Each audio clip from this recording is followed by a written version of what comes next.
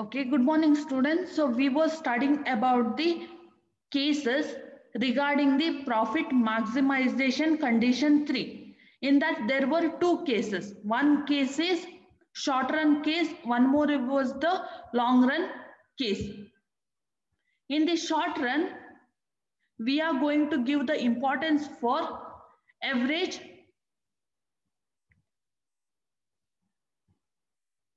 variable cost, and when it comes to the long run we are going to give the importance for the long run cost. So when it comes to the phase 1, last class we had gone through the concept, the two cases where the firm was earning loss. So ಆ ಎರಡು condition ಅಲ್ಲಿ ಯಾರಿಗಾದ್ರು doubt ಇದೆನಾ? So last class ಅಲ್ಲಿ ಆ ಎರಡು condition ಅನ್ನು ನಾವು ಸ್ಟಡಿ ಮಾಡಿದ್ವಿ. So ಯಾವ್ದೆರಡು condition? ಕಂಡೀಷನ್ 2 ಅಲ್ಲಿ ಕಂಪ್ಲೀಟ್ ಮಾಡಿ ಕಂಡೀಷನ್ 3 ಅಲ್ಲಿ. ಸೊ ಒಂದು ಕೇಸಲ್ಲಿ ಎವರೇಜ್ ವೇರಿಯಬಲ್ ಕಾಸ್ಟ್, ಇನ್ನೊಂದು ಕೇಸಲ್ಲಿ ಮಾರ್ಜಿನಲ್ ಕಾಸ್ಟ್. ಸೊ ಈ ಎರಡು ಕೇಸಸ್ ಅಲ್ಲಿ ಯಾರಿಗಾದ್ರು ಡೌಟ್ ಇದೆನಾ?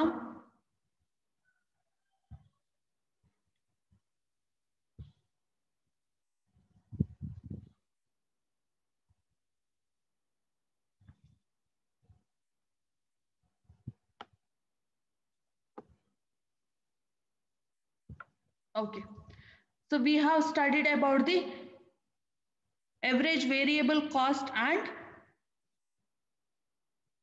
marginal cost. So ಈಗ we will go with the next phases where we will study about the profit. So profit ಬಗ್ಗೆ ಈಗ ಸ್ಟಡಿ ಮಾಡ್ತೇವೆ. ಸೊ ಲಾಸ್ ಆದ್ರೆ ನೀವು ಏನ್ ಮಾಡ್ತೀರಿ? ಅಲ್ಲಿ ನೀವು ಪ್ರೊಡಕ್ಷನ್ ಅನ್ನು ಕಂಟಿನ್ಯೂ ಮಾಡುವುದಿಲ್ಲ. So when one firm is earning the loss, you will stop producing that particular commodity.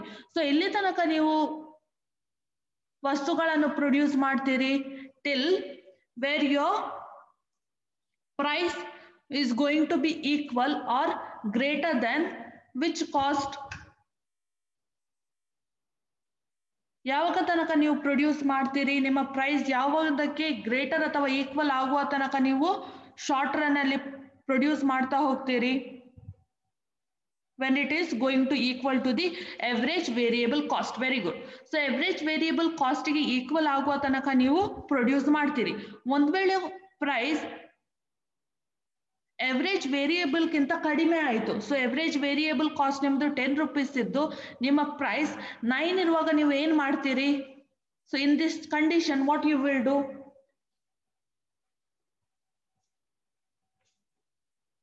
Price ಈಗ ನಿಮ್ಮ ಕಡಿಮೆ ಇದೆ, ಎವರೇಜ್ ವೇರಿಯಬಲ್ ಕಾಸ್ಟ್ ಜಾಸ್ತಿ ಇದೆ, ಆಗ ನೀವು ಏನ್ ಮಾಡ್ತೀರಾ? ಆಟೋಮೆಟಿಕ್ ಆಗಿ we will not produce. Very good. You will not go for the production. You will stop the production. Why you will stop the production? Because it represent the loss. ಹಾಗಾದ್ರೆ ಇಷ್ಟು ನಿಮ್ಗೆ ಅರ್ಥ ಆಯ್ತು. ಸೊ ಇವತ್ತು ನಾವು ಏನ್ study ಮಾಡ್ತೇವೆ ಅಂತ ಹೇಳಿದ್ರೆ, when we will start a production. So ಯಾವ ಪಾಯಿಂಟ್ ಇಂದ ನಾವು ಪ್ರೊಡಕ್ಷನ್ ಅನ್ನು ಸ್ಟಾರ್ಟ್ ಮಾಡ್ತೇವೆ ಅಂತ ಹೇಳಿ. ಸೊ ಯಾವಾಗದಿಂದ ನಮ್ಮ ಪ್ರೈಸ್ ಇಂದ ಪ್ರೈಸ್ 1 ಇಂದ 10 ತನಕ ರೀಚ್ ಆಗುವ ನಡುವೆ ಏನು ಡಿಸ್ಟೆನ್ಸ್ ಇದೆ, ಇಲ್ಲಿ ತನಕ ನಾವು ವಸ್ತುಗಳನ್ನು ಪ್ರೊಡ್ಯೂಸ್ ಮಾಡ್ತೇವೆ. ಯಾಕಂತ ಹೇಳಿದ್ರೆ ಇದರ ನಡುವೆ ನಮ್ಗೆ ಪ್ರಾಫಿಟ್ ಸಿಗುತ್ತೆ. ಸೊ ಪ್ರಾಫಿಟ್ ಇರುವ ತನಕ ನಾವು ಪ್ರೊಡ್ಯೂಸ್ ಮಾಡ್ತೇವೆ. ಯಾವಾಗ ನಿಮ್ಮ ಎವರೇಜ್ ವೇರಿಯಬಲ್ ಕಾಸ್ಟಿಗೆ ನಿಮ್ಮ ಪ್ರೈಸ್ ಈಕ್ವಲ್ ಆಗುತ್ತೆ, ಸೊ ಆ ಪಾಯಿಂಟ್ ಅನ್ನು ನಾವು Q0 ಪಾಯಿಂಟ್ ಅಂತ ಹೇಳ್ತೇವೆ. ಸೊ ಯಾವಾಗ ನಿಮ್ಮ ಎವರೇಜ್ ವೇರಿಯಬಲ್ ಕಾಸ್ಟ್ ನಿಮ್ಮ ಪ್ರೈಸ್ಗೆ ಈಕ್ವಲ್ ಆಗುತ್ತೆ, ಆ ಪಾಯಿಂಟ್ ಅನ್ನು ನಾವು Q0 ಪಾಯಿಂಟ್ ಅಂತ ಹೇಳ್ತೇವೆ. ಸೊ ಯಾವಾಗ ಎವರೇಜ್ ವೇರಿಯಬಲ್ ಕಾಸ್ಟ್ ನಮ್ದು ಪ್ರೈಸ್ಗೆ ಈಕ್ವಲ್ ಆಗುತ್ತೆ, ಆ ಪಾಯಿಂಟ್ Q0 ಹೇಳುತ್ತೇವೆ. ಈ Q0 ಅಂತ ಹೇಳಿದ್ರೆ ಏನು? Profit maximisation point. Profit maximisation point ಅಂತ ಹೇಳಿದ್ರೆ ನೀವು ಎಲ್ಲಿ ತನಕ ಔಟ್ಪುಟ್ ಅನ್ನು ಪ್ರೊಡ್ಯೂಸ್ ಮಾಡಬಹುದು, ಅದು ಲಿಮಿಟ್ ಅನ್ನು ಏನು ತೋರಿಸ್ತೆ, ಅದನ್ನ ನಾವು Q0 ಅಂತ ಹೇಳ್ತೇವೆ. Q0 is nothing but it is representing the limit for the production. So why it is showing the limit for the production? If you exceed your production, that means you are going to earn a loss. So you go for further production. There is no restriction over there. But what happens? You will end up with the losses, and no one will start a business to earn the loss.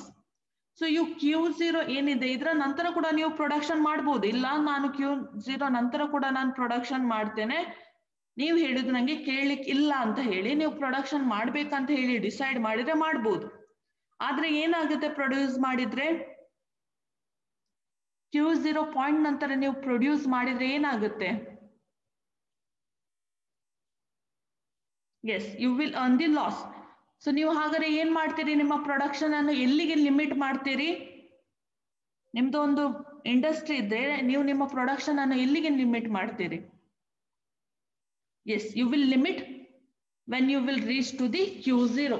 So last class ಅಲ್ಲಿ ನಾವು ನೋಡಿದ್ವಿ, ನೀವು Q0 ಗಿಂತ ಮೇಲ್ಗಡೆ production ಅನ್ನು ಮಾಡಿದ್ರೆ so ಹೇಗೆ graph ಇತ್ತು, ಈ ರೀತಿಯಲ್ಲಿ ಗ್ರಾಫ್ ಇದ್ರೆ ಇದು ನಿಮ್ಮ ಪ್ರೈಸ್ ಲೈನ್ ಇದ್ರೆ ನಿಮ್ಮ ಎವರೇಜ್ ವೇರಿಯೇಬಲ್ ಕಾಸ್ಟ್ ಏನಿತ್ತು ಅದು ಪ್ರೈಸ್ ಲೈನ್ ಗಿಂತ ಮೇಲ್ಗಡೆ ಇತ್ತು.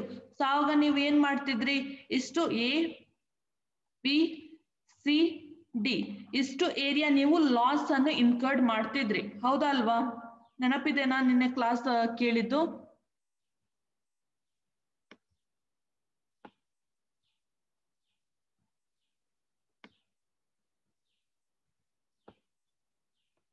ಓಕೆ, ಹಾಗಾದ್ರೆ ಇವತ್ತು ನಾವು ಯಾವಾಗ ಪ್ರಾಫಿಟ್ ಅನ್ನು ಅರ್ನ್ ಮಾಡುದು, ಪ್ರಾಫಿಟ್ ಬರುವಾಗ ಯಾವ ಗ್ರಾಫ್ ಬರುತ್ತೆ ಅಂತ ಹೇಳಿ ನಾವು ಇವತ್ತು ಸ್ಟಡಿ ಮಾಡ್ತೇವೆ.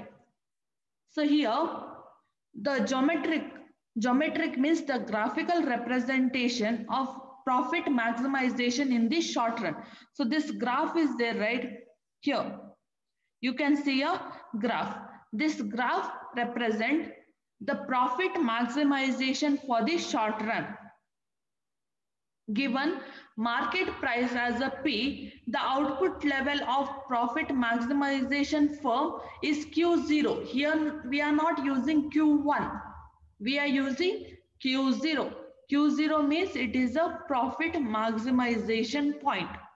At Q0, the firm profit is equal to the area of rectangle EPAB.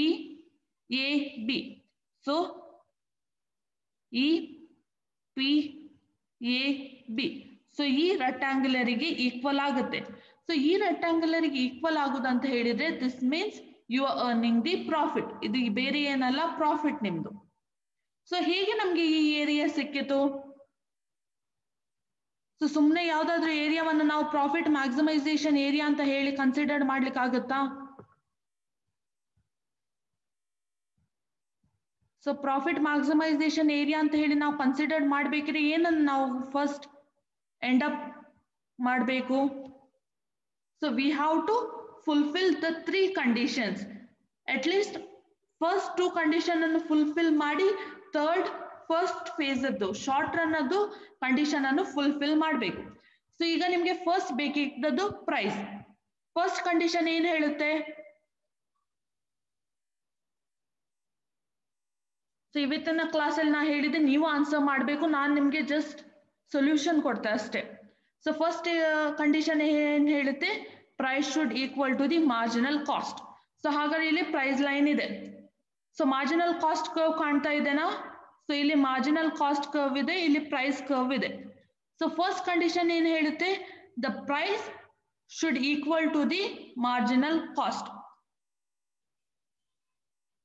So ಇಲ್ಲಿ ಈ ಎ ಪಾಯಿಂಟ್ ಅಲ್ಲಿ ಏನಾಗ್ತಾ ಇದೆ? ನಮ್ಮ ಫಸ್ಟ್ ಕಂಡೀಷನ್ ಫುಲ್ಫಿಲ್ ಆಗ್ತಾ ಇದೆ. Price curve short run marginal cost curve ಅನ್ನು ಇಂಟರ್ಸೆಕ್ಟ್ ಆಗ್ತಾ ಇದೆ, where it is representing the equalisation.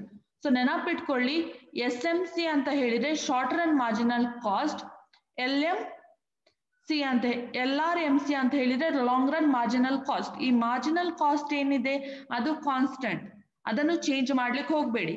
So ಎಲ್ಲಾದ್ರೂ ನಿಮ್ಗೆ ಗ್ರಾಫ್ ಅಲ್ಲಿ SMC ಅಂತ ಹೇಳಿ ಕಂಡ್ರೆ ಅದು ಮಾರ್ಜಿನಲ್ ಕಾಸ್ಟ್ ಅಲ್ಲ ಅಂತ ಹೇಳಿ ಅಲ್ಲ, ಅದು ಮಾರ್ಜಿನಲ್ ಕಾಸ್ಟ್. ಯಾವ ಮಾರ್ಜಿನಲ್ ಕಾಸ್ಟ್? ಶಾರ್ಟ್ ರನ್ ಅದು ಮಾರ್ಜಿನಲ್ ಕಾಸ್ಟ್. ಸೊ ಇಲ್ಲಿ ನೀವು ಗ್ರಾಫ್ ಅಲ್ಲಿ ನಿಮ್ಗೆ ಮಾರ್ಜಿನಲ್ ಕಾಸ್ಟ್ ಕೊಡ್ಲಿಲ್ಲ ಅಂತ ಹೇಳಿ ಥಿಂಕ್ ಮಾಡಬೇಡಿ. ಈ SMC ಏನಿದೆ ಅದು ಶಾರ್ಟ್ ರನ್ ಮಾರ್ಜಿನಲ್ ಕಾಸ್ಟ್ ಅನ್ನು ರೆಪ್ರೆಸೆಂಟ್ ಮಾಡ್ತಾ ಇದೆ.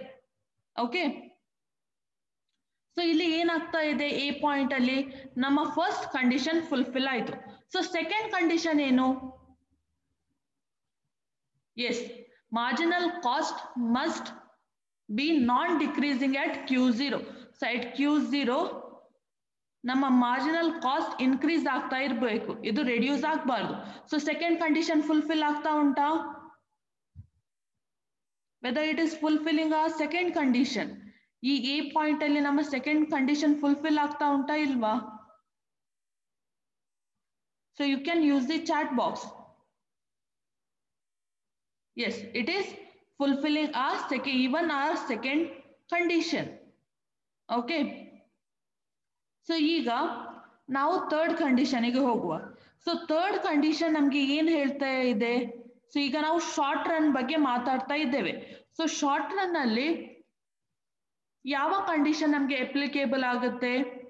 Price should greater or equal to, ಯಾವುದಕ್ಕೆ ಗ್ರೇಟರ್ ಆರ್ ಈಕ್ವಲ್ ಇರಬೇಕು?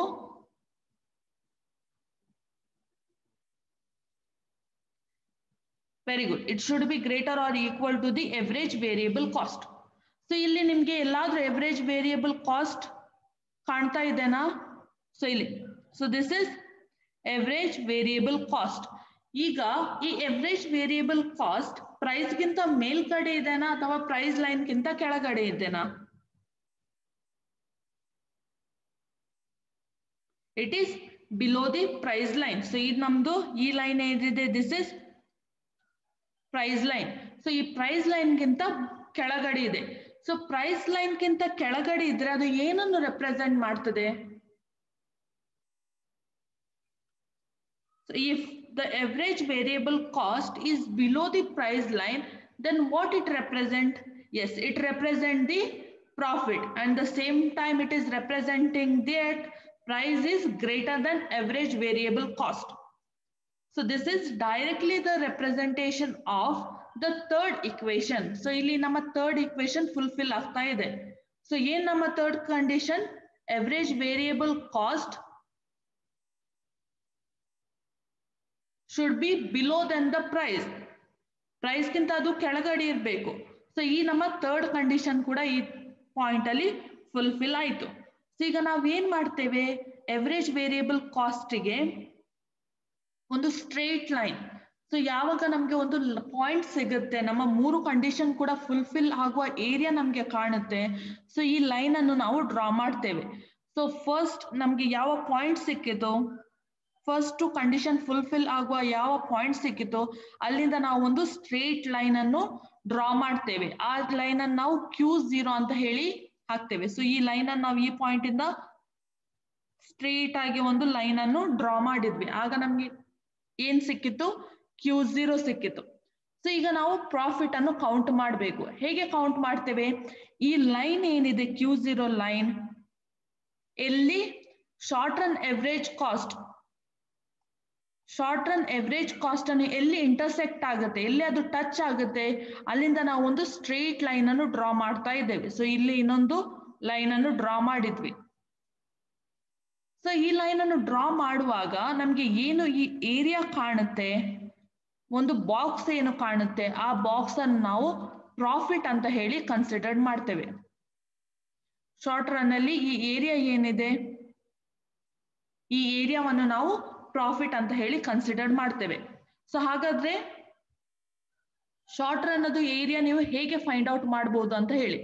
ಸೊ ಶಾರ್ಟ್ ರನ್ ಅದು ಏರಿಯಾವನ್ನು ಫೈಂಡ್ ಔಟ್ ಮಾಡ್ಲಿಕ್ಕೆ ನೀವು ಬೇಸಿಕಲಿ 3 ಸ್ಟೆಪ್ ಅನ್ನು ಫಾಲೋ ಮಾಡಬೇಕು. ಫಸ್ಟ್ ಸ್ಟೆಪ್ ಅಲ್ಲಿ ನೀವು ಈ 3 ಇಕ್ವೇಶನ್ಸ್ ಅಪ್ಲಿಕೇಬಲ್ ಆಗುತ್ತಾ ಇಲ್ವಾ ಅಂತ ಹೇಳಿ ನೋಡ್ಕೊಳ್ಬೇಕು. ಫಸ್ಟ್ ಇಕ್ವೇಶನ್ ಅಪ್ಲಿಕೇಬಲ್ ಆಯ್ತು, where marginal cost is equal to the price. So ಈ ಫಸ್ಟ್ ಕಂಡೀಷನ್ ನಮ್ದು ಫುಲ್ಫಿಲ್ ಆಯ್ತು. ಸೆಕೆಂಡ್ ಕಂಡೀಷನ್ ಏನಾಗಿದೆ? It should be non decreasing, marginal cost should be non decreasing at Q0. So ಈ condition ಕೂಡ ನಮ್ದು fulfil ಆಯ್ತು. ಇಲ್ಲಿ ಏನಾಗ್ತಾ ಇದೆ? ಇನ್ಕ್ರೀಸ್ ಆಗ್ತಾ ಇದೆ. ಸೊ ಥರ್ಡ್ ಕಂಡೀಷನ್ ಏನಾಯ್ತು? The price should be greater than or equal to the average variable cost. So ಈ ಕಂಡೀಷನ್ ಕೂಡ ನಮ್ದು ಫುಲ್ಫಿಲ್ ಆಯ್ತು. ಸೊ ಇದು ಫುಲ್ಫಿಲ್ ಆದ ನಂತರ ನೆಕ್ಸ್ಟ್ ಫಸ್ಟ್ ಸ್ಟೇಜ್ ನಮ್ದು ಮುಗಿಯಿತು. ಈಗ ಸೆಕೆಂಡ್ ಸ್ಟೇಜ್ ನಮ್ಮ ಎ ಪಾಯಿಂಟ್ ಏನಿದೆ, ಸೊ ನಮ್ಗೆ ಏನು ಪಾಯಿಂಟ್ ಸಿಕ್ಕಿದೆ, E2 ಕಂಡೀಷನ್ ಇಂದ ನಮ್ಗೆ ಏನು ಪಾಯಿಂಟ್ ಸಿಕ್ಕಿದೆ, ಆ ಪಾಯಿಂಟ್ ಇಂದ ಒಂದು ಸ್ಟ್ರೇಟ್ ಲೈನ್ ಅನ್ನು ಡ್ರಾ ಮಾಡಬೇಕು. ಎಲ್ಲಿಗೆ ಸ್ಟ್ರೇಟ್ ಲೈನ್ ಅನ್ನು ನಾವು ಡ್ರಾ ಮಾಡಬೇಕು? Towards Q0.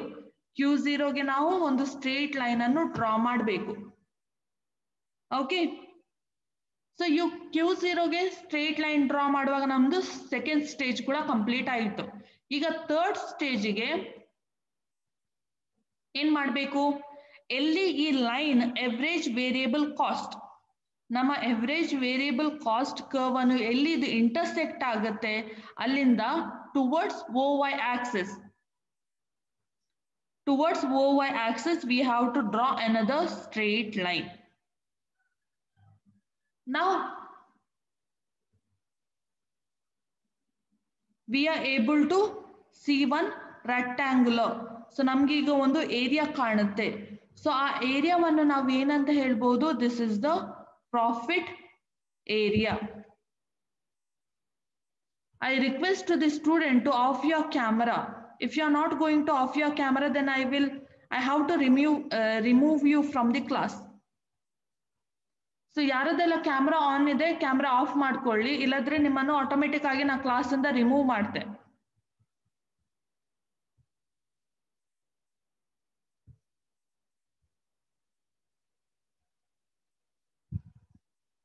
ಓಕೆ,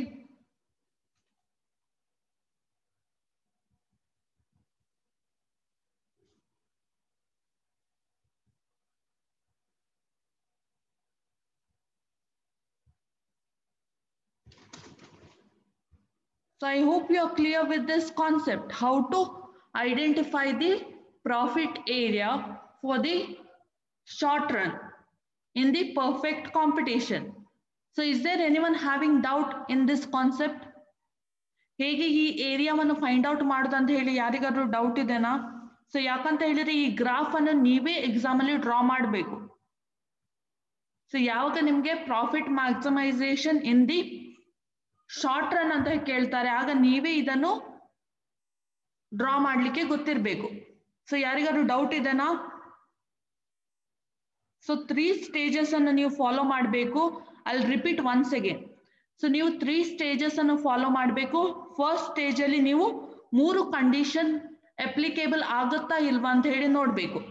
ಈ 3 ಕಂಡೀಷನ್ ಕೂಡ ಅಪ್ಲಿಕೇಬಲ್ ಆದ್ರೆ ನೆಕ್ಸ್ಟ್ ನೀವು ಫಸ್ಟ್ ಕಂಡೀಷನ್ ಫುಲ್ಫಿಲ್ ಮಾಡುವ ಪಾಯಿಂಟ್ ಯಾವ್ದಿದೆ? ಸೊ ಇಲ್ಲಿ ನಮ್ದು ಫಸ್ಟ್ ಮತ್ತೆ ಸೆಕೆಂಡ್ ಕಂಡೀಷನ್ ಫುಲ್ಫಿಲ್ ಮಾಡುವ ಯಾವ ಪಾಯಿಂಟ್ ಇದೆ ಆ ಪಾಯಿಂಟ್ ಅನ್ನು ಐಡೆಂಟಿಫೈ ಮಾಡಬೇಕು. ಆ ಪಾಯಿಂಟ್ ಇಂದ towards OX Axis, OX Axis ಏನಿದೆ ನಿಮ್ದು ಇದು OX Axis. So OX Axis ಗೆ ಲೈನ್ ಅನ್ನು ಸ್ಟ್ರೇಟ್ ಲೈನ್ ಅನ್ನು ನೀವು ಡ್ರಾ ಮಾಡಬೇಕು. ಅದಾದ ನಂತರ ಆ ಲೈನ್ ಎಲ್ಲಿ ಶಾರ್ಟ್ ರನ್ ಎವರೇಜ್ ಕಾಸ್ಟ್ ಅನ್ನು ಇಂಟರ್ಸೆಕ್ಟ್ ಮಾಡುತ್ತೆ ಆ ಪಾಯಿಂಟ್ ಇಂದ ಟುವರ್ಡ್ಸ್ ಯುವರ್ OY ಆಕ್ಸಿಸ್ ಗೆ ಇನ್ನೊಂದು ಲೈನ್ ಅನ್ನು ಸ್ಟ್ರೇಟ್ ಲೈನ್ ಅನ್ನು ಡ್ರಾ ಮಾಡಬೇಕು. ಆಗ ಸ್ಟ್ರೇಟ್ ಲೈನ್ ಅನ್ನು ಡ್ರಾ ಮಾಡಿದಾಗ ನಿಮ್ಗೆ ಏನು ಏರಿಯಾ ಸಿಗುತ್ತೆ ಆ ಏರಿಯಾವನ್ನು ನಾವು ಪ್ರಾಫಿಟ್ ಏರಿಯಾ ಅಂತ ಹೇಳ್ತೇವೆ. So this is the profit for the perfect competitive market.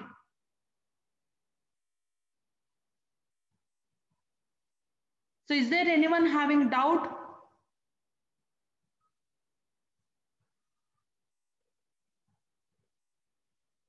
Is there anyone having doubt in this concept? ಅರ್ಥ ಆಯ್ತಾ ಈ concept? Have you understood?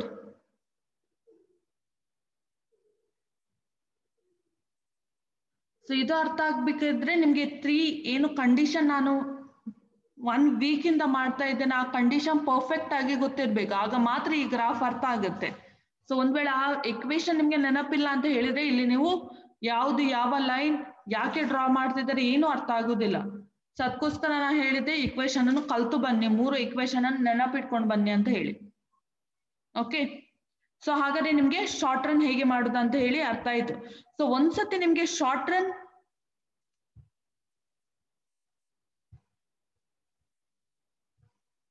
Okay, so ನಿಮ್ಗೆ ಒಂದ್ಸತಿ ಶಾರ್ಟ್ ರನ್ ಅಲ್ಲಿ ಹೇಗೆ ಐಡೆಂಟಿಫೈ ಅಂತ ಮಾಡುದಂತ ಹೇಳಿ ಗೊತ್ತಾದ್ರೆ the same thing will carry forward for the long run. So ಏನು ಶಾರ್ಟ್ ರನ್ನಿಗೆ ನೀವು ಗ್ರಾಫ್ ಕಲಿತ್ರಿ ಅದೇ ಸೇಮ್ ಇಕ್ವೇಶನ್ಸ್ ಎಲ್ಲಿ ಅಪ್ಲಿಕೇಬಲ್ ಆಗುತ್ತೆ ಲಾಂಗ್ ರನ್ ಅಲ್ಲಿ. ಆದ್ರೆ ಲಾಂಗ್ ರನ್ ಅಲ್ಲಿ ನಾವು ಯಾವ್ದನ್ನ ಯೂಸ್ ಮಾಡ್ತೇವೆ instead of average variable cost, which curve we are going to use in the long run? So can anyone answer me? In the short run we are using average variable cost. In the long run which curve we will use? We will use the long run average cost, or we will use the average cost. That you have to keep it in mind. So now this is the representation of long run profit maximization. So long run profit maximization. Here in the long run marginal cost we will also called as a supply curve. So ಇಲ್ಲಿ ನಿಮಗೆ supply curve ಅಂತ ಹೇಳಿ ಕಾಣ್ತಾ ಇದೆ. So ಯಾವ್ದಿದು supply curve? ಇದು long run marginal cost curve ಅನ್ನು ನಾವು ಸಪ್ಲೈ ಕರ್ವ್ ಅಂತ ಹೇಳ್ತೇವೆ. ಸೊ ಯಾಕೆ ಅಂತ ಹೇಳಿ ನಾನು ನಿಮ್ಗೆ ಎಕ್ಸ್ಪ್ಲೇನ್ ಮಾಡ್ತೇನೆ. So the long run supply curve of a firm which is based on its long run marginal cost curve. So ಈ ಮಾರ್ಜಿನಲ್ ಕಾಸ್ಟ್ ಕರ್ವ್ ಮೇಲೆ ಡಿಪೆಂಡ್ ಆಗಿದೆ. So and long run average cost is represented by the bold line. So ಈ bold ನಿಮಗೆ darker ಆಗಿ ಏನ್ ಕಾಣ್ತಾ ಇದೆ ಅದು ಲಾಂಗ್ ರನ್ ಎವರೇಜ್ ಕಾಸ್ಟ್. ಇದು ಬೋಲ್ಡ್ ಆಗಿ ನಿಮ್ಗೆ ಏನ್ ಕಾಣ್ತಾ ಇದೆ ಇಲ್ಲಿಂದ ಇಲ್ಲಿಗೆ ಏನು ಬೋಲ್ಡ್ ಆಗಿ ಕಾಣ್ತಾ ಇದೆ ಅದು ಸಪ್ಲೈ ಕರ್ವ್. ಸೊ ಇಲ್ಲಿಂದ ಇಲ್ಲಿ ನಿಮ್ಗೆ ಏನ್ ಕಾಣ್ತಾ ಇದೆ ಈ ಕರ್ವ್ ನಾವು long run average cost curve ಅಂತ ಹೇಳ್ತೇವೆ. ಸೊ ಈಗ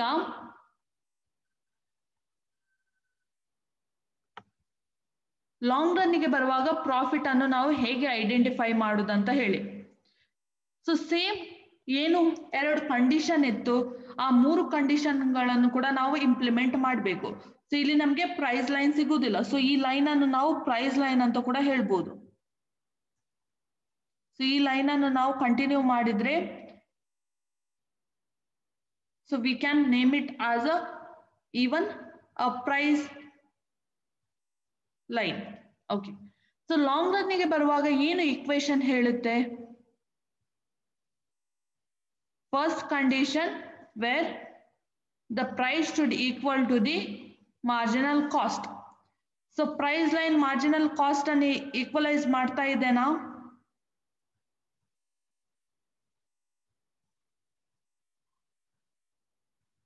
weather price is equalising the marginal cost? Yes, it is equalizing at here. So we will name it as a A. ಈ ಪಾಯಿಂಟ್ ಅನ್ನು ನಾವು A ಅಂತ ಹೇಳಿ ಇಟ್ಕೊಳ್ಳುವ. ಸೊ ಸೆಕೆಂಡ್ ಕಂಡೀಷನ್ ಏನು? Second condition at Q0 it should be not decreasing. That means it should be increasing. Which curve? The marginal cost curve. So ಆ second condition ಕೂಡ fulfil ಆಗ್ತಾ ಇದೆ ನಾವು. ಎಸ್, ಇದು ಫುಲ್ಫಿಲ್ ಆಗ್ತಾ ಇದೆ. ಸೊ ಥರ್ಡ್ ಕಂಡೀಷನ್ ಏನ್ ಹೇಳ್ತಾ ಇದೆ? The price should be greater than or equal to the marginal cost. Greater or equal to the marginal cost. So ಈ ಎ ಪಾಯಿಂಟ್ ಅಲ್ಲಿ ಈಗ ಏನಾಗ್ತಾ ಇದೆ? ಇದು ಗ್ರೇಟರ್ ಆಗಿಲ್ಲ. ಸೊ ನಿಮ್ಗೆ ಇಲ್ಲಿ ಕರ್ವ್ ಮಾರ್ಜಿನಲ್ ಕಾಸ್ಟ್ ಕರ್ವ್ ಏನಿದೆ ಆ ಕರ್ವ್ ಕಂಪ್ಲೀಟ್ ಆಗಿ ಈ ಪ್ರೈಸ್ ಲೈನಿನ ಮೇಲ್ಗಡೆ ಇಲ್ಲ. ಸೊ ಏನಾಗ್ತಾ ಇದೆ? ಒಂದು ಪಾಯಿಂಟ್ ಇಂದ ಸ್ಟಾರ್ಟ್ ಆಗಿ ಪ್ರೈಸ್ ಲೈನ್ ಗಿಂತ ಕೆಳಗೆ ಬಂದು ಒಂದು ಪಾಯಿಂಟ್ ಗೆ ರೀಚ್ ಆಗ್ತದೆ. ಆ ಪಾಯಿಂಟ್ ಇಂದ ಅಗೇನ್ ಅದು ಏನಾಗುತ್ತೆ? ಪ್ರೈಸ್ ಲೈನ್ ಗಿಂತ ಅಬವ್ ಆಗಿ ಹೋಗ್ತಾ ಇದೆ.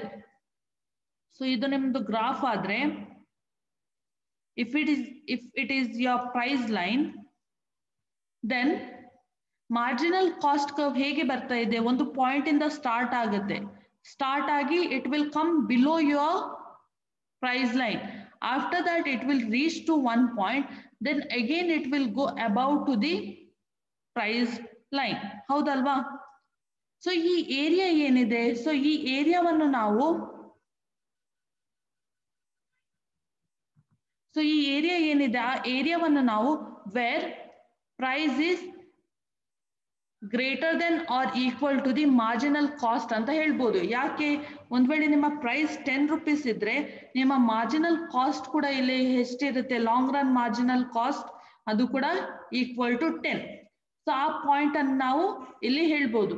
ಸೊ ಇಲ್ಲಿ ನೀವು ಪ್ರಾಫಿಟ್ ಏರಿಯಾವನ್ನು ಐಡೆಂಟಿಫೈ ಮಾಡ್ಲಿಕ್ಕೆ ಆಗುತ್ತಾ?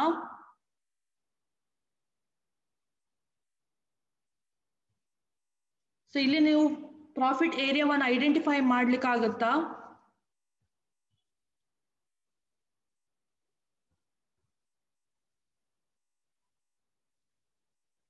So my question, in the long run, whether you are able to identify the profit point? Can anyone answer me? So a point and identify ಮಾಡ್ಲಿಕ್ಕೆ ಆಗುತ್ತಾ ಯಾರಿಗಾದ್ರೂ? ಇಲ್ಲ. ಸೊ ಹಾಗಾದ್ರೆ ಲಾಂಗ್ ರನ್ ಅಲ್ಲಿ ನಿಮ್ಗೆ ಏನು ಕನ್ಕ್ಲೂಷನ್ ಸಿಗ್ತಾ ಇದೆ? In long run there is no profit, no loss. Short run ಅಲ್ಲಿ ನಿಮ್ಗೆ ಪರ್ಫೆಕ್ಟ್ ಕಾಂಪಿಟೇಟಿವ್ ಮಾರ್ಕೆಟ್ ಅಲ್ಲಿ ಪ್ರಾಫಿಟ್ ಅನ್ನು ಅರ್ನ್ ಮಾಡಬಹುದು. ಆದ್ರೆ ನೀವು ಯಾವಾಗ ಲಾಂಗ್ ರನ್ನಿಗೆ ಬರ್ತೀರಿ ಆಗ ನಿಮ್ಗೆ ಪ್ರಾಫಿಟ್ ಸಿಗುವುದಿಲ್ಲ. ಯಾವ ಪ್ರಾಫಿಟ್ ಸಿಗುತ್ತೆ? Zero profit zero loss. ಅಲ್ಲಿ ಲಾಸ್ ಕೂಡ ಇಲ್ಲ, ಪ್ರಾಫಿಟ್ ಕೂಡ ಇಲ್ಲ. ಆ ಕಂಡೀಷನ್ಗೆ ನೀವು ರೀಚ್ ಆಗ್ತೀರಿ. So that is about the long run perfect competitive market. ಸೊ ನೀವು ನೆನಪಿಟ್ಕೊಳ್ಬೇಕು, ಶಾರ್ಟ್ ರನ್ನಿಗೆ ಬರುವಾಗ ನಿಮ್ಗೆ ಪ್ರಾಫಿಟ್ ಸಿಗುತ್ತೆ, ಲಾಂಗ್ ರನ್ನಿಗೆ ಬರುವಾಗ ದೇರ್ ಇಸ್ ನೋ ಪ್ರಾಫಿಟ್. ಏನು ಪ್ರಾಫಿಟ್ ನಿಮ್ಗೆ ಇಲ್ಲಿ ಕಾಣ್ತಾ ಉಂಟು? That is a minimum profit. ಏನು ನಿಮ್ಗೆ ಮಿನಿಮಮ್ ಅಥವಾ ನಾರ್ಮಲ್ ಪ್ರಾಫಿಟ್ ಇರುತ್ತೆ? ವೆರಿ ಗುಡ್ ಪೂಜಾ. ಸೊ ಈ ಏರಿಯಾವನ್ನು ನಾವು ನಾರ್ಮಲ್ ಪ್ರಾಫಿಟ್ ಅಂತ ಹೇಳ್ತೇವೆ. ಸೊ ಈಗ ನಾನು ಸ್ಟಾರ್ಟಿಂಗ್ ಕ್ಲಾಸ್ ಮಾಡಿದ ಪಾಯಿಂಟಿಗೆ ಹೋಗಿ. ಸೊ ಸ್ಟಾರ್ಟಿಂಗ್ ಅಲ್ಲಿ ನಾನು ನಿಮ್ಗೆ ಲಾಂಗ್ ರನ್ ಮತ್ತೆ ಶಾರ್ಟ್ ರನ್ ಪ್ರಾಫಿಟ್ ಬಗ್ಗೆ ಹೇಳಿದ್ದೆ. ಪರ್ಫೆಕ್ಟ್ ಕಾಂಪಿಟೇಟಿವ್ ಮಾರ್ಕೆಟ್ ಅಲ್ಲಿ long run profit and short run profit ಹೇಳಿದ್ದೆ. ಸೊ ನೆನಪಿದೆನಾ? ಎಕ್ಸಾಂಪಲ್ ಕೂಡ ಕೊಟ್ಟಿದ್ದೆ. Have you remember? So long run competitive market ಅಲ್ಲಿ ಪ್ರಾಫಿಟ್ ಹೇಗೆ ಇರುತ್ತೆ, ಶಾರ್ಟ್ ರನ್ ಅಲ್ಲಿ ಹೇಗೆ ಪ್ರಾಫಿಟ್ ಇರುತ್ತೆ, ಲಾಂಗ್ ರನ್ ಅಲ್ಲಿ ಹೇಗೆ ಪ್ರಾಫಿಟ್ ಇರುತ್ತೆ, ಅದನ್ನು ನಾನು ಫೀಚರ್ಸ್ ಅಲ್ಲಿ ನಿಮ್ಗೆ ಎಕ್ಸ್ಪ್ಲೇನ್ ಮಾಡಿದ್ದೆ. ಸೊ ಆ ಫೀಚರ್ಸ್ ಅಲ್ಲಿ ಎಕ್ಸ್ಪ್ಲೇನ್ ಮಾಡುವಾಗ ಏನು ಹೇಳಿದ್ದೆ?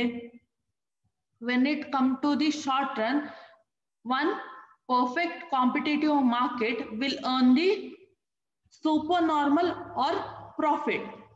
When it comes to the long run, a perfect competitive market will earn only a normal profit.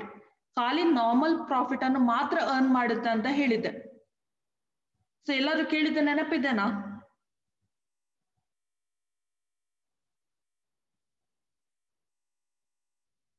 Yes, so you are remembering those concepts. So ಆ ಸೇಮ್ ಏನು ಪ್ರಾಫಿಟ್ ಬಗ್ಗೆ ಇದೆ ಅದು ಸೇಮ್ ಅನ್ನು ನಾವಿಲ್ಲಿ ಪ್ರೂವ್ ಮಾಡಿದ್ವಿ. ಸೊ ಆ ಸೇಮ್ ಅನ್ನು ಇಲ್ಲಿ ಗ್ರಾಫ್ ಪ್ರೂವ್ ಮಾಡ್ತಾ ಉಂಟು. ಸೊ ಇಲ್ಲಿ ನೀವು ಒಂದು ಸ್ಟ್ರೇಟ್ ಲೈನ್ ಅನ್ನು ನೋಡಿದ್ರೆ ಆ ಸ್ಟ್ರೇಟ್ ಲೈನ್ ಏನ್ ರೆಪ್ರೆಸೆಂಟ್ ಮಾಡ್ತದೆ ಅಂತ ಹೇಳಿದ್ರೆ ನಾರ್ಮಲ್ ಪ್ರಾಫಿಟ್. ನೀವೀಗ 100 ರೂಪೀಸ್ ಖರ್ಚು ಮಾಡಿದ್ರೆ ನಿಮ್ಗೆ ಟೋಟಲ್ ರೆವೆನ್ಯೂ ಬರೋದು ಕೂಡ 100. ಈ ಟೋಟಲ್ ರೆವೆನ್ಯೂ ಇಂದ ಕಾಸ್ಟ್ ಅನ್ನು ಮೈನಸ್ ಮಾಡಿದ್ರೆ 100 ಇಂದ 100 ಮೈನಸ್ ಮಾಡಿದ್ರೆ ನಿಮ್ಗೆ ಎಷ್ಟು ಸಿಗುತ್ತೆ? 0. That means you are earning normal profit. Have you understood about the long run? Long run ಅಲ್ಲಿ ನಾವು ನಾರ್ಮಲ್ ಪ್ರಾಫಿಟ್ ಅನ್ನು ಅರ್ನ್ ಮಾಡ್ತಾ ಇದ್ದೇವೆ. ಸೊ ಲಾಂಗ್ ರನ್ ಅರ್ಥ ಆಯ್ತಾ?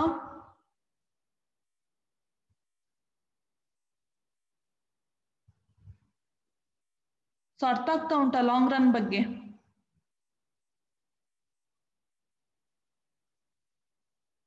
S. So you understood about the short run and long run. So ಇನ್ನೊಮ್ಮೆ ನಿಮ್ಗೆ confusion ಇದ್ರೆ ಇನ್ನೊಮ್ಮೆ ಆ ಫೀಚರ್ಸ್ ಅನ್ನು ಓದ್ಕೊಳ್ಳಿ. ಆ ಫೀಚರ್ಸ್ ಅಲ್ಲಿ ಪ್ರಾಫಿಟ್ ಬಗ್ಗೆ ಹೇಳುವಾಗ ನಾವು ಹೇಳಿದ್ವಿ, when it come to a perfect competitive market, in the short run it will earn a supernormal or extra profit. The same perfect competitive market, when it reaches to the long run, it will earn only a normal profit.